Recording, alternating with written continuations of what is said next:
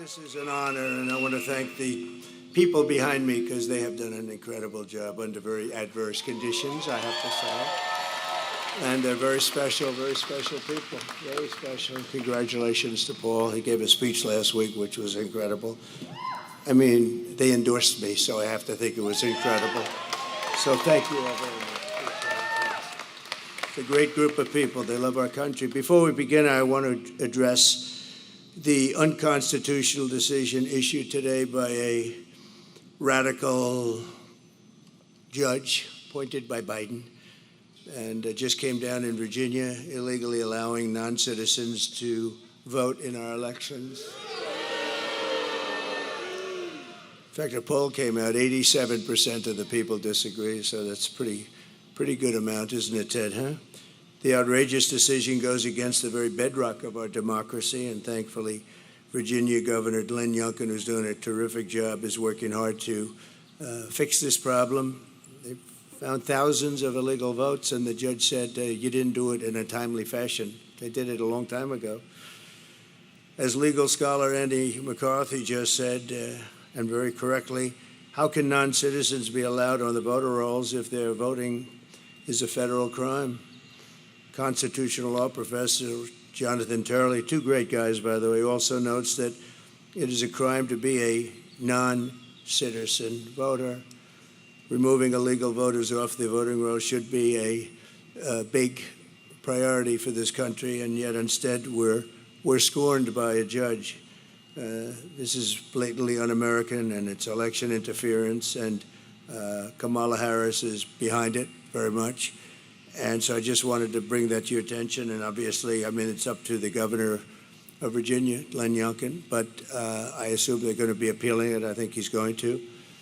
And they feel very strongly about it. So we'll see how it goes. But you have to get the confidence going for elections when you have decisions coming down like that where they allow people to vote that blatantly aren't qualified to vote. It's pretty sad for our country. We have enough problems with the elections. It's about confidence. We're here today in the great state of Texas, which I like it. I like it. Which under Kamala Harris has been turned into ground zero for the largest border invasion in the history of the world. You're lucky you have your governor and people like Ted and Dan and all of the people, Sid. Even John, who's from a different state, but he feels the same way, or you would really have problems. But you've done an amazing job under the circumstances. But the federal government's supposed to be doing that job, and it should be easy, and it's not because of the people.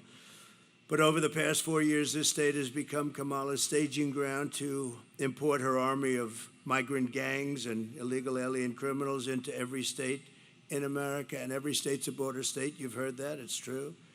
Paving a trail of bloodshed, suffering, and death all across our land, and it's only getting worse. It's just incredible when you look at the numbers.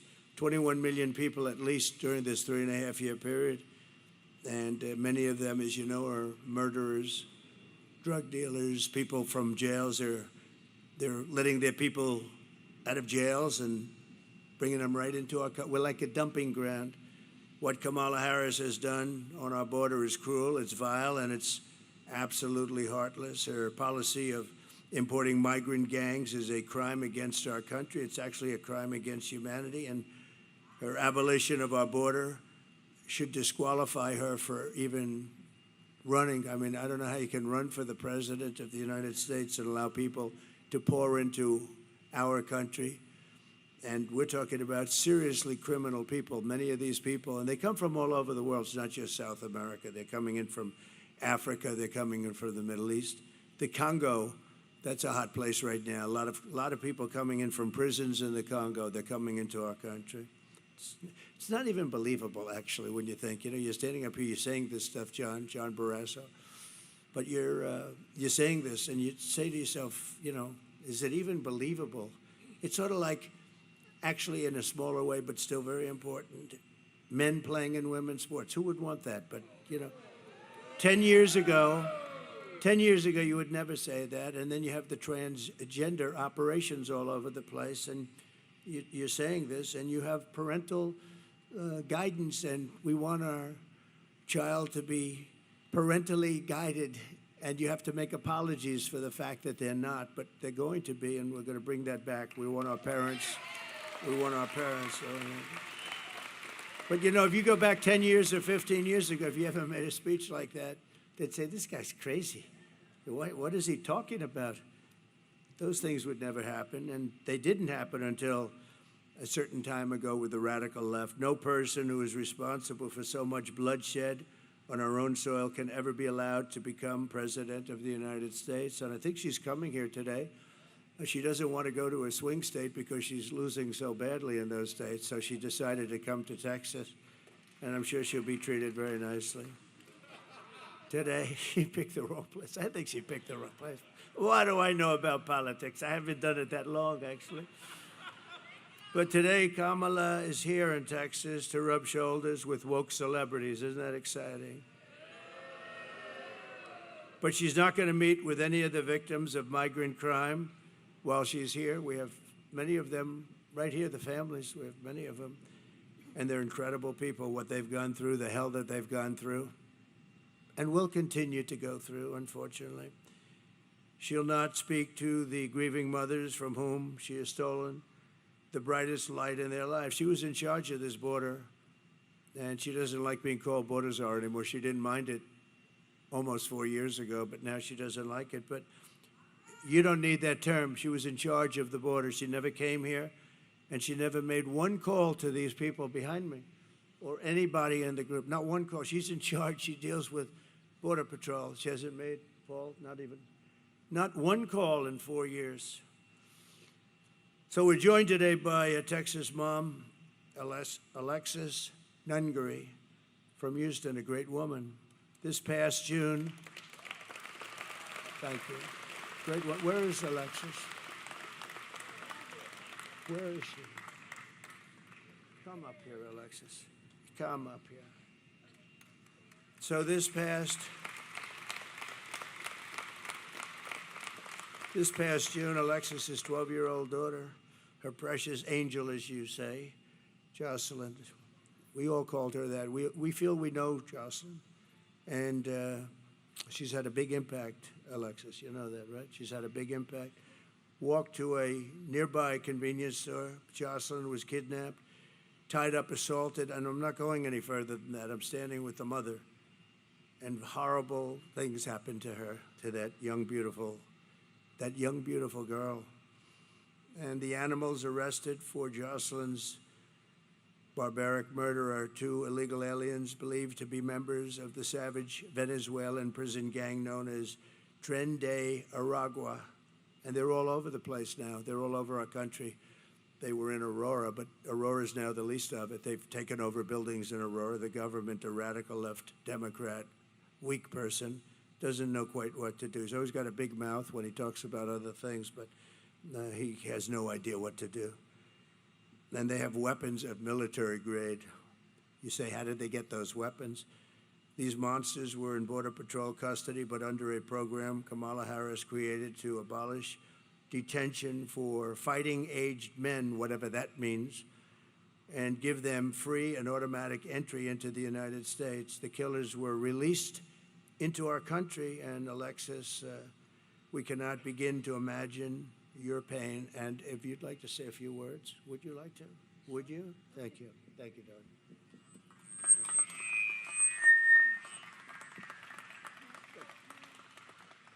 I want to thank everybody for Donald Trump, really, for the opportunity to be able to say my daughter's story. I know everybody knows somebody that was like her. She was 12. She was going to be a 7th grader, preteens. They think they're invincible. And she was just being a child.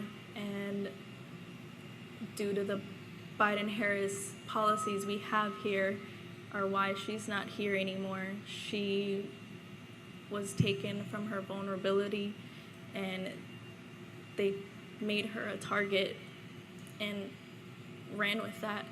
And now I will forever be a grieving mother, and my son will forever be a grieving brother who will no longer get to grow up with his sister.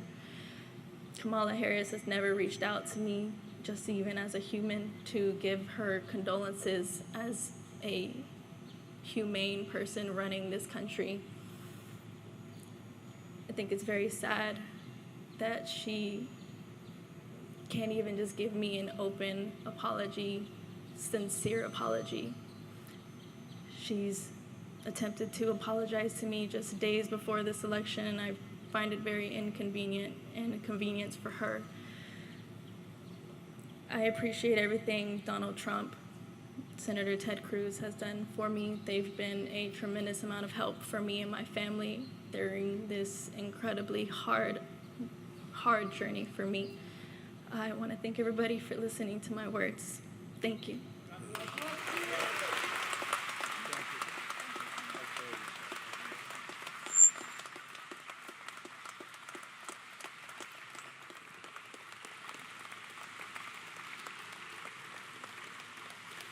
So I want to thank you, Alexis, and we will never forget Jocelyn. We're not going to. We've all seen her picture. It's blazed into our minds, and the violence and viciousness, and nobody calls, nobody talks. And we have many others like that. The 13 soldiers that were killed so horribly in Afghanistan, nobody called them. Nobody calls them. But certain people they call, but they don't call them. They weren't called. They weren't treated properly. They were treated very badly, actually. And many others, including some of the people in this room, nobody calls. I don't know, just from a human standpoint, I call. It's like, you can't do much because it's done. We could have done much if we were running things, Ted. We would have had strong borders. We would have had all the things. At least they would have had a real good chance of not having been caught up in this crime wave that's happening. It's a crime wave. The number of people coming in, we have no idea what the number is. I say 21 million. A lot of people think it's more than that. And then you start talking about the gotaways. I think the gotaways could be, Dan, double that. Who knows what it is? They're running into the country. We have no idea. That we call them from parts. I call them from parts unknown. As of 2 weeks ago, Tom Homan told me it was 181 countries were represented and people pouring in. So it's no longer just a small group of people from the 3 or 4 countries that we're accustomed to talking about. In an interview last week, Kamala Harris was asked directly if she would apologize to Alexis for letting in the savage killer that took Jocelyn's life, and Kamala Harris refused to take any responsibility whatsoever. She refused to own up to the fact that open borders and totally unchecked. It's not even open borders. Open borders are horrible, and how stupid are they? How stupid. We're the only country in the world that has this. But they don't even check them. They don't vet them. They don't know who they are. They don't know where they're going. They just come in, and then they fly them over, you know? When the border got a little bit tougher because people were getting angry and just, we had citizens standing at the border wanting to do, and then they get in trouble because they want to do the job the federal government's supposed to be doing. But she refused to own up to it. And last night she said she wants to make strong borders. I mean, what she did last night and the night before, the town hall with Cooper was just unbelievable. Allison Cooper got so angry. But think of it, never an apology, never a phone call to anybody. So thank you very much, Alexis. We're going to get this thing straightened out. We're going to get it straightened out. We got to get it straightened out. Just from the standpoint of our heart, no calls, no nothing. Worst of all, Kamala refuses to stop importing these killers into our country every day. She brings in more.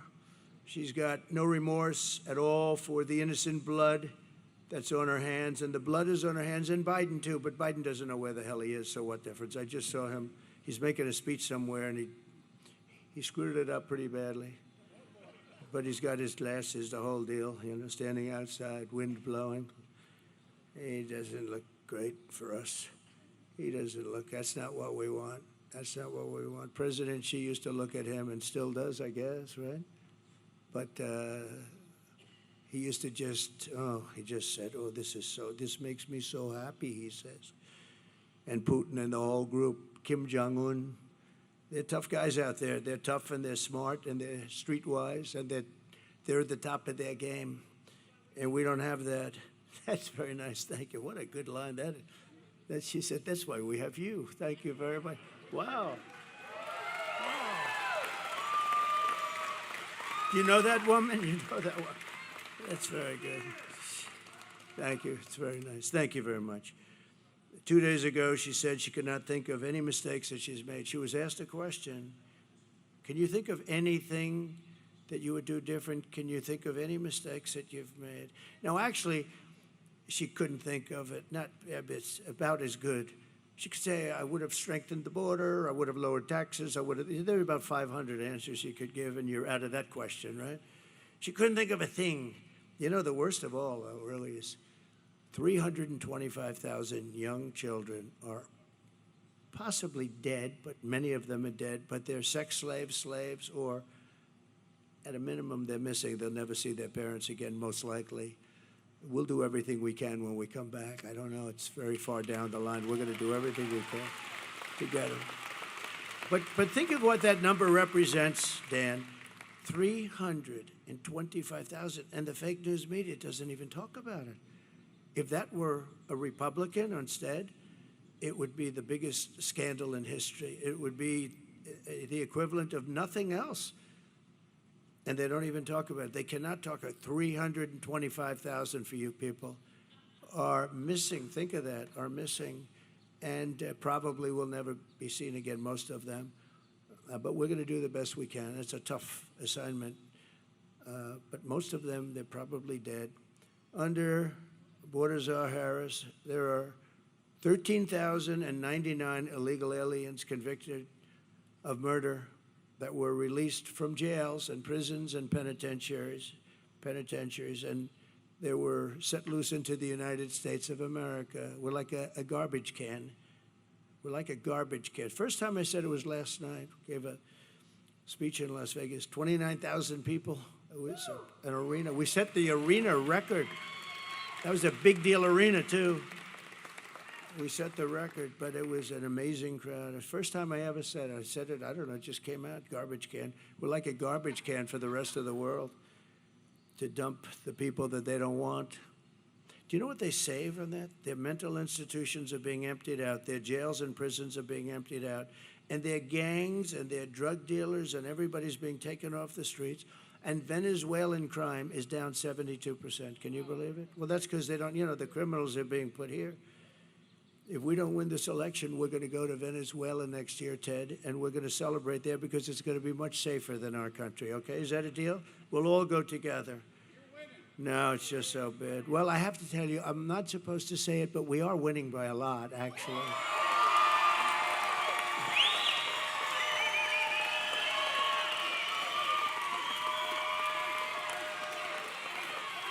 And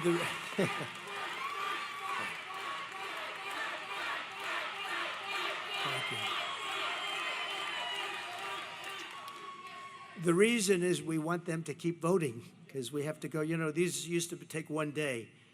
Now they go on forever. And bad things happen. Lots of bad things happen. Where are those votes that I saw 2 days ago? Well, we're painting that section and we decided to move them, sir. Oh, you can't believe it. So they said, don't say it. So I didn't say it. Don't tell anyone I said that. But we're doing well. We're doing well in all 7 states. Every one of those swing states we're doing well. And we're doing really well here. But we expect that. We expect. But in another atrocity, Kamala released and unvetted MS-13 gang members from El Salvador into the United States. He's a real beauty. He's MS-13. That's another gang. They use knives. They like knives because it's more painful. They cut people up. They killed 2 young students walking to school, 2 beautiful young women, young girls. And they were walking to school, and they got them walking to school, and they knifed them up and cut them up. Didn't want to use guns because that's not painful. And you know who got rid of them? ICE. They're friends from ICE. They work so well together. And Kamala wants ICE is, you know what ICE is? Tough people that love our country. They have to be tough. Because I know a lot of tough people right up here. You don't want to do what they do. They got to be tough. And they've done a great job, but they did a very good job here.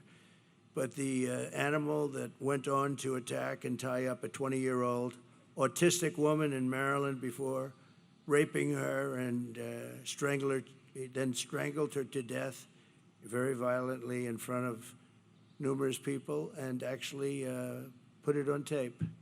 Put it on tape. These are the people we're bringing into our country. In New York this past summer, an illegal alien released into our custody and came into our country by Kamala. You know, I never use the word Harris because nobody knows who I'm talking about. When I say Harris, they say, who the hell is Harris? It's true. If I said VP Harris, nobody knows who it is. Can you believe she's a VP? A VP. How about the guy she's got? That's worse. I'm not sure. It might be worse than her. Well, she lived by the old adage, always get yourself a bad VP. And she's got one.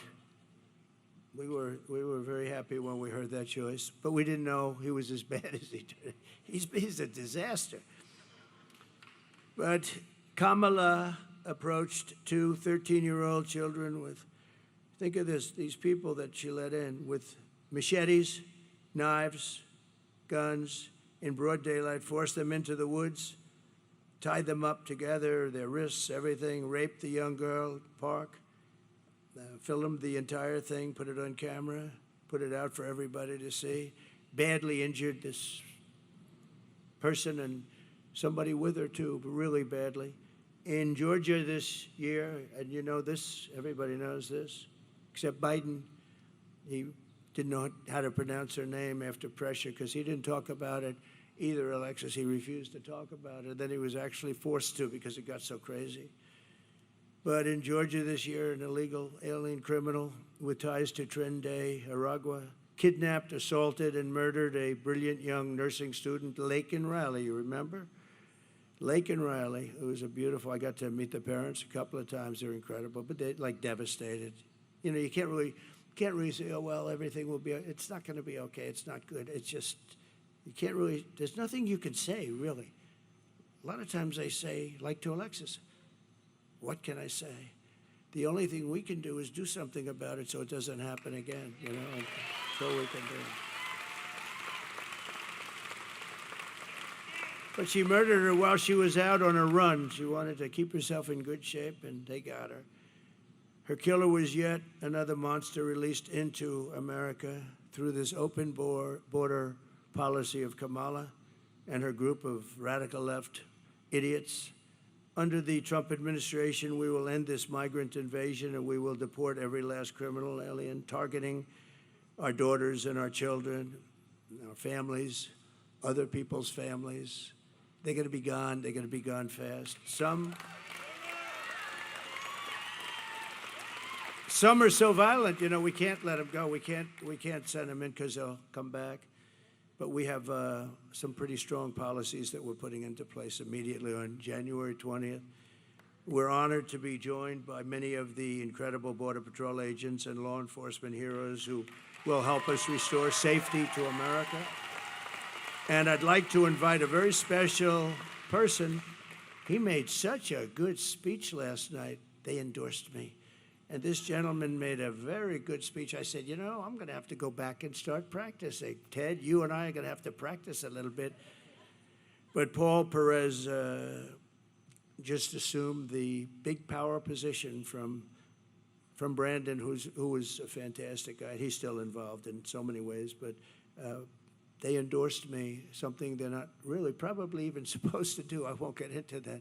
But they love the country. And in endorsing, they said very bad things about her. They don't want to say bad things either. They want to say great things. Even me, I didn't know I was going to do this. We had a very good first election. We had a much better second election. We got close to 12 million votes more than we did the first time, the highest number in history. And okay, And then I saw what was happening with the country. It was so bad and so incompetent. It didn't take long. I would have preferred that the country was really well run. John, I would have preferred it. If the country was really, if Biden got in there and he was a great president, I would have actually preferred it. And right now I'd be on a beach or a golf course or something. I'd be doing something else. But I'd rather be in Texas with you, I can tell you that. I'd rather be in Texas with you because we're going to make our country great again, and we're going to do it. And if I could ask Paul just to come up and say a few words, and I appreciate very much the endorsement, Paul. Thank you very much. Please. Thank you, President. Thank you, President. I really respect the fact that you came out to Texas to highlight migrant crime, illegal alien crime. We've got some good people here in the front row that have been supporting the governor's efforts to do the federal government's job. And so we really appreciate that. But I want to talk about the person that's going to be coming to Houston tonight, not to apologize or highlight illegal alien crime, but to party like a fool on stage with celebrities. Instead of apologizing to the families, this is somebody who likes to brag about being a former federal prosecutor who prosecuted transnational gangs and cartel members. So she knew better, President Trump. She knew better than most exactly the threat that these people, these animals, create, the threat that they bring to our communities that will harm our families. And these scumbags listed here on these pictures here are part of the Kamala crime wave. And because of that, the Kamala crime wave has devastated cities. President Trump strikes fear in the enemies of America. That is the type of leadership that we need in this country. Just recently, the criminal cartels have greenlit firing on Border Patrol agents. They would have never done that under President Trump because they know he would send the message that if you touch a single hair on a Border Patrol agent, I will eradicate you. That's the strength and leadership we need from President Trump. Not the clowns that are running for president on the Democratic ticket. My daughter can handle a shotgun better than Tim Walz. And he served in the military, as he claims. The Secretary of Homeland Security, also a former federal prosecutor. They know better. They should have stopped this invasion. They did nothing. They not only facilitated, but they encouraged it. This border needs to be fixed, and the only person that can fix this border is Donald J. Trump.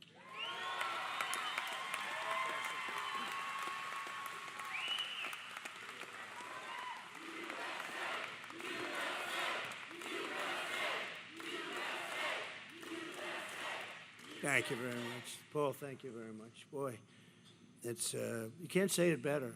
You can't say it better. And they really know the subject.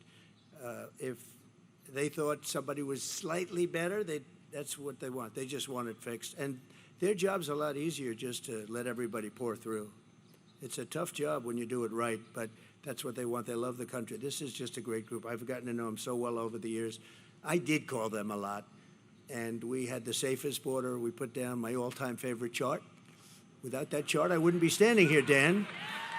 But that chart basically showed we had the lowest, and it was done by Border Patrol. We had the lowest number of illegal migrants. We had the lowest number of drugs in many years, and all of the different categories were number one. The day I left, and I said, we're going to have to come back. We're going to have to do it, and we'll do it even better because we really have experience now that we didn't have then.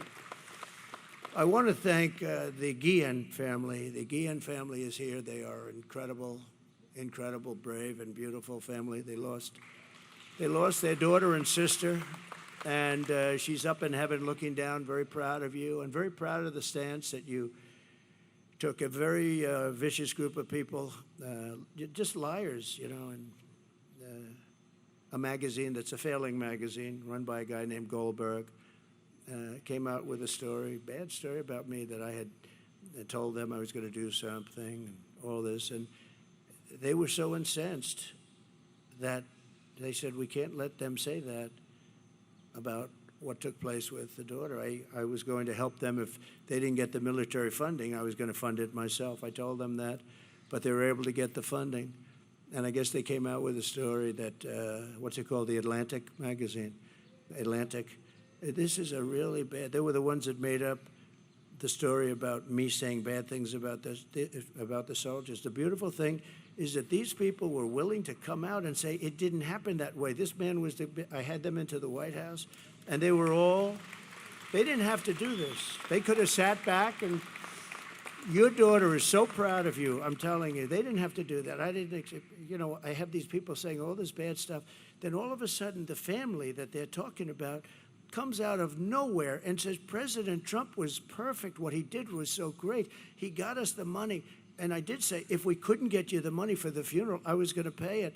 But he got us the money, and it happened so quickly and nice. And they came out and they said that. Who would do that? A lot of people wouldn't do that. They'd sit back and they say, well, he was a nice guy, but we don't want to get involved or something. We love you. Thank you very much. We love you. And there was phony stories by a general that got fired, and it was a whack job, total whack job, a general. It's funny, when you fire people, see, Biden has never fired anybody, but when you fire people for doing a bad job, they get a little bit angry. Somehow it just seems to work. But he was a nut job to start off with. So it's such a beautiful story. Out of nowhere, we get a call saying that problem solved. Why? Because the family came to, and they said that the magazine totally lied and misrepresented. This was the same magazine that said that I said about dead soldiers that there was something, what was it, suckers and losers. Think of it. I'm supposed to be standing there over the graves of soldiers with people around me, military people or whatever, making a statement like that. Can you imagine? Can you imagine anybody doing it? I think I'd end up I may be the president, but I think somebody would start a fist fight. And probably I would say, you were right in doing it. Who would do this? They make up stories. It's not even like they have sources. They don't have sources. They're storytellers. They say, what would be bad? I have a bad one. And you know when it's always released? Same time with the last one. It's released just before the election. That suckers and losers story, which was totally fabricated. There's nobody that loves the military. And these were World War I heroes. They died in World War I. And I'm saying, they were suckers. I mean, you'd know me. They were suckers and losers. Can you imagine it? And the problem I have, Ted, is that 5, 10, 20% of people, when they read that, they're going to believe it. So I talk about it because it was a terrible thing. You know, I walked past, I remember we were doing a big event, and I was going back to Air Force One, and they were under the wing, these fake news people. They're so bad. There's a lot of them back there, by the way. We got a lot of them honoring that special person, right? We got a lot of fake news. But I remember I'm walking past, and I hear the people shouting and everything. And I heard this one voice, loud, boisterous, horrible voice, say, did you call the dead soldiers from World War I suckers and losers? I said, I didn't, to myself, I said, man, that's a bad one. Because it's what? This sleazebag reporter, Goldberg, against me. I mean, and a percentage of people have to believe it, so all I can do is talk about it. But as soon as I heard that statement, I said, man, that's bad. Because to me, that's so bad. And that's what they do. These are evil people. They're a threat to democracy. And, we are not a threat. The threat to democracy is the other side. They've weaponized the courts. They've weaponized the FBI to go after people. They go after parents. They're going after Catholics. I don't know what's with Catholics lately. But if you're Catholic, you're being persecuted. Anybody that votes as a Catholic for this horrible candidate that can't put two sentences together, she can't speak. She can't put two sentences together. Can you imagine her standing with President Xi of China? I don't think so, Ken. I don't think. He would be a very happy man, but hopefully that won't happen. And based on the first 4 days, it's not going to happen. I want to thank some of the special guests we have. Senator Ted Cruz for being here, Senator Ted. And it's hard to believe he's in a race because, honestly, I don't know who would want to run against him because he's really a great senator. He's a great senator. He loves the country. He's tough as hell. He fights. He's always fighting, and he's fighting for the state, but he's fighting more for the country than just about anybody. And John Barrasso would acknowledge that. John is one of our leaders in the Senate, and he's a fantastic man. So Ted, I know your thing is going good. I heard you were helped very greatly. You got a big pop, right? And I know you're doing great, but I just want to say he's got my complete and total endorsement. He has always, he always will have. And you're going to have a great day, and hopefully I'm going to have a great day, and we're going to be celebrating together, and we're going to make our country, as we say, or we'll make America great again. We're going to make it great, and it's going to go faster than you think. But it can't sustain this for another 4 years. That I do believe. A very good friend, the head of my campaign from the day I ran, he called. He said, "I want to run your campaign." I said, "Well, I'm not very experienced. I'd never done this before." But he liked me, and he saw something, I guess. Dan Patrick, he's a fantastic man. And Dan, we're doing okay, I hear. Good? Okay, good. When Dan says that, that's good. And by the way, if I had any problems, he would tell me that very quickly, right? But when Dan says it, it means a lot. Thank you, Dan, very much. Appreciate it. Attorney General Ken Paxton, a really great Attorney General. Great Attorney General. Thank you. That's pretty good. That's pretty good. That's pretty good. You see, when they go after people with bullshit, they become very popular. And that's what happened to Ken. Ken was made to suffer for a long period of time, but it worked out very well. And I stuck by him, and other people stuck by him. Some of the people right there stuck by him, including that one right there. So I think Ken, I said, he's a great Attorney General. You got to stick by your Attorney Generals. And I'm very happy the way that all worked out. But you went through a lot, right? And that's why they love you, because they understand that. Agriculture Commissioner, another friend of mine, Sid Miller. The first time I saw Sid, he was on television. Alexis, he was on television, and I didn't know him at all. He was on Deface the Nation. Ladies and gentlemen, Sid Miller on Deface the Nation. That's the name I call it. They don't like it. They spend millions on PR, and then I get on and say, Deface the Nation. But they do deface the nation, and the others are just as bad. But he was on there, and they said, well, Trump is going to be in a tight race. This is when I first ran in Texas, and we had an event, and we had a line that went 10 miles long to get into a stadium, and they couldn't even get in. And he looks at the anchor. He said, listen, I'm from Texas. He's had that beautiful hat on. I love that hat. I'd love to wear it, but it wouldn't work for me, I don't think, Ken would. Ken would say, it's no good for you. Take it off, please. But now he said, I don't know where you come from, but you don't come from Texas, because this guy's going to win in a landslide. And we won in a landslide, right? So thank you. Thank you. Sid's a great guy. Thank you, Sid. Appreciate it. Land Commissioner Dawn. Oh, I like that. I'd love to be Land Commissioner. I love real estate. Land Commissioner Dawn Buckingham. Thank you, Dawn. Great. Doing a good job. I hear that from everybody. And Chairman of the Texas Republican Party, Abraham George. Thank you.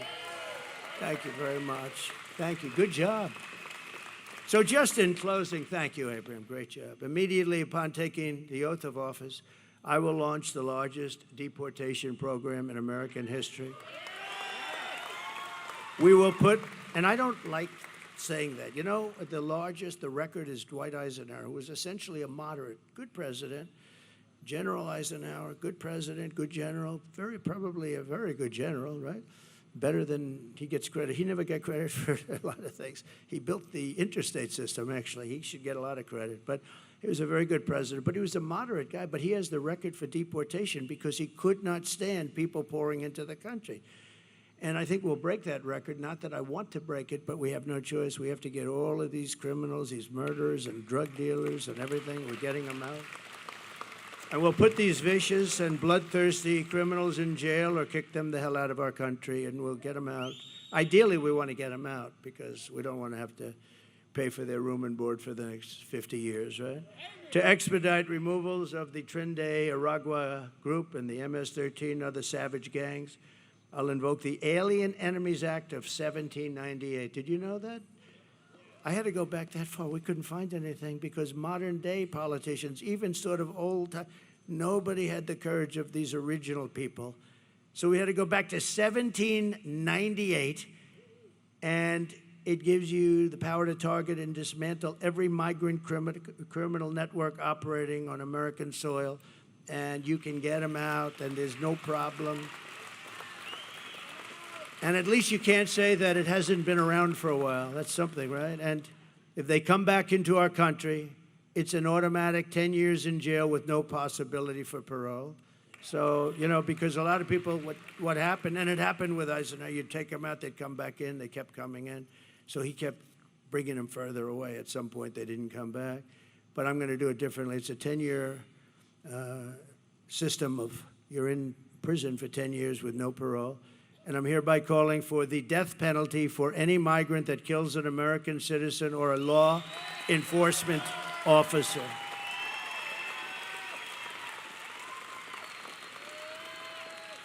And you'll be amazed how it worked. You know, when I was in the White House, we had a lot of people that wanted to pull down statues and things, and I didn't like it too much, and we didn't have time to pass a law because they were really getting pretty violent around in Washington, D.C., and they wanted to pull down. You know, actually, when they started roping up Abraham Lincoln and a couple, I said, I'm not even sure they knew what they were doing.